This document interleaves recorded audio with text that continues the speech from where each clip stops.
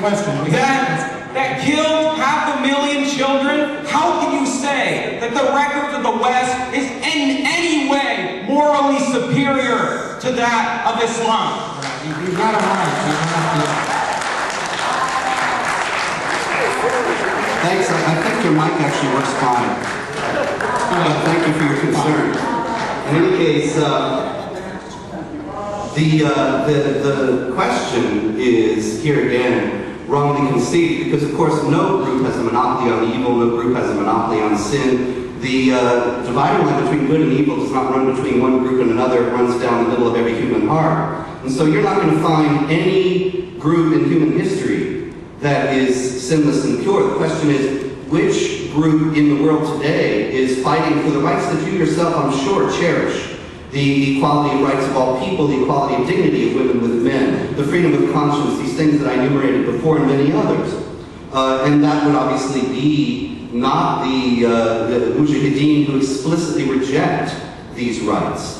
And so if you look back in history, unfortunately, for the point in general that you're trying to make, you find the jihad ideology of Islamic supremacism fueled conquests throughout history going back to the 7th century.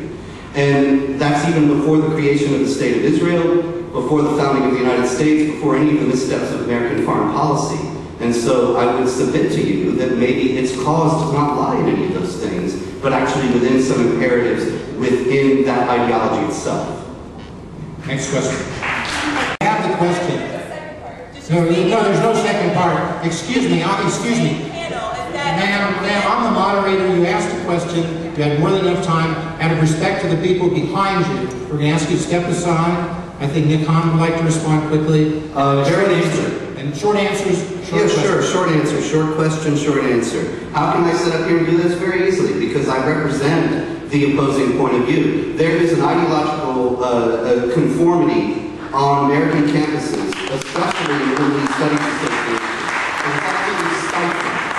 And if you don't recognize that this 1 week is an attempt to bring just a small bit of opposing perspectives into a stifling conformist atmosphere, then you simply aren't paying attention.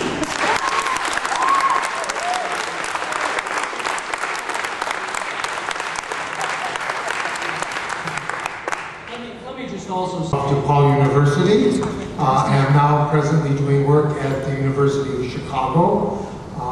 I have one question for Professor Spencer, or for anyone else that would like to answer it. But Professor Spencer mentioned that there are moderate Islamic regimes, and he mentioned Egypt, Pakistan, and Saudi Arabia.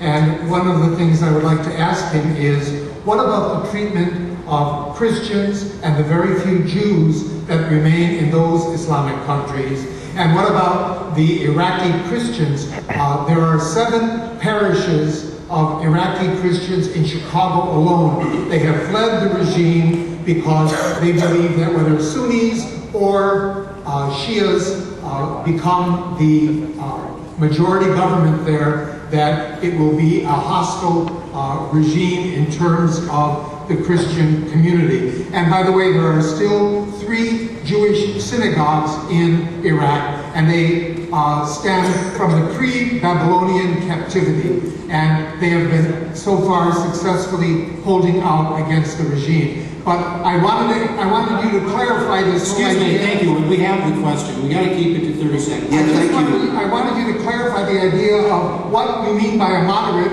Islamic regime. I don't believe that I use that terminology because I don't generally characterize it in that way. Certainly, it might have been Professor Hibbert, but in any case, it wasn't me. I don't believe that particularly Saudi Arabia is in any sense a moderate regime in any sense. Certainly in Egypt and Pakistan, the fullness of Islamic law is not enforced today. But you are absolutely right. There is persecution of Christians going on. Churches have been shot up in Pakistan. The Copts have been subjected to an ongoing systematic harassment in Egypt. And this is being carried out by the people who hold to what they present to other Muslims as the pure Islam, Salah, the purity of Islam. The Iraqi situation is even worse. Over half of the Christians who had previously lived there and lived there for centuries have now fled the country. country.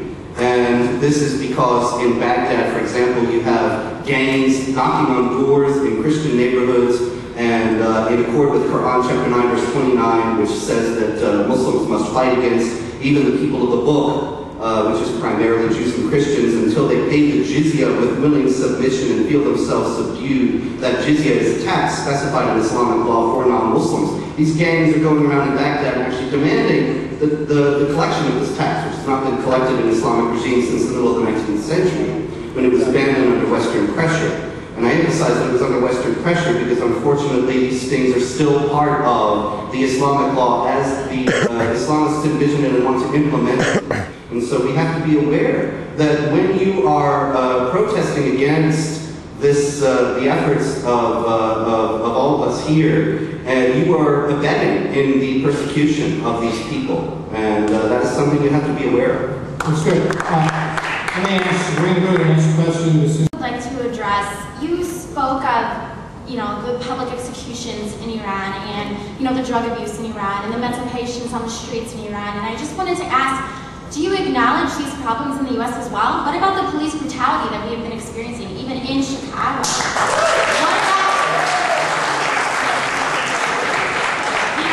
What about you can barely walk down the streets of the city without seeing a drug abuser. Okay, having your camera smashed by a weapon. Is that directed to Mr. Spencer or Mara Box? All right, anybody want to answer that question? Whoever would like to answer. What you were saying. من راستش تازه اومدم آمریکا و اینجا جز احترامی که ملت به هم دیگه میذارن و جز تمدن چیزی ندیدم. Well, I've been here maybe for a very short time, and so far my experience has been the respect that people show each other and kindness. I don't know what you are talking about.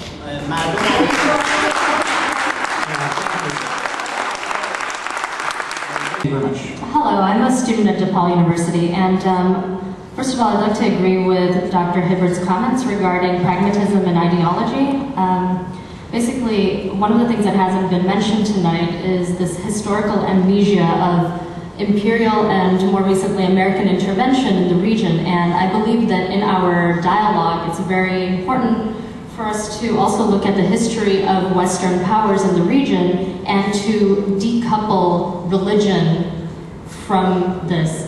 The whole conversation revolves around Islamo-terrorism or Islamo-fascism. Is there a question there? Yes, my question is that would you agree that one of the ways that we will be able to actually resolve this, or at least have a better dialogue, is to decouple religion from it and really look at socioeconomic and political roots of frustration in the Middle East as we are engaging in this dialogue? Because a lot of that that's gone unmentioned. So I'm just wondering.